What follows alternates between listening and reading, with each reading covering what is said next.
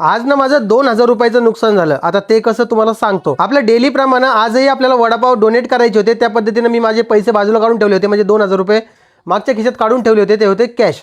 आणि गाडीवरून ते कुठेतरी पडून गेले आणि ते मला काही परत सापडले नाही। म्हटलं जाऊ द्या, ते आपल्या नशिबात नसेल म्हणून आपल्याला भेटले नाही। म्हणून आजचे जे वडापाव आहेत ते मी माझ्या स्वतःच्या पैशामधून घेतलेले आहे।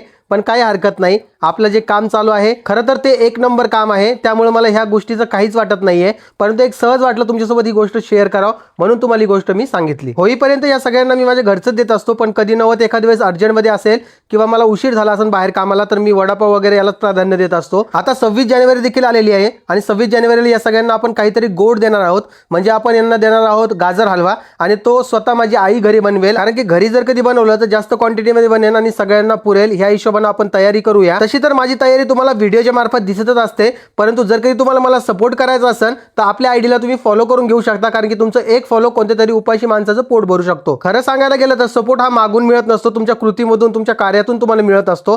त्याच पद्धतीने माझ्या या उपक्रमाला तुमचा सपोर्ट मिळेल अशी मी अपेक्षा ठेवतो। मी तर 26 जानेवारीचा प्लॅन फिक्स केलेला आहे। जर की तुम्हाला काही वेगळी आयडिया असेल तर तुम्ही मला कमेंट सेक्शन मध्ये सांगू शकता, आपण ती देखील फॉलो करू। आमच्याकडे खूप कमी स्पॉट आहे जिथे जाऊन आपण हे डोनेट करू शकतो, जसे की railway station, Mammadevi, bus stand, या ठिकाणी मी दररोज जात असतो आणि डोनेट करत असतो। बाकी माझा उपक्रम तुम्हाला आवडला असेल तर कमेंट सेक्शन मध्ये नक्की सांगा। भेटू उद्या, बाय बाय।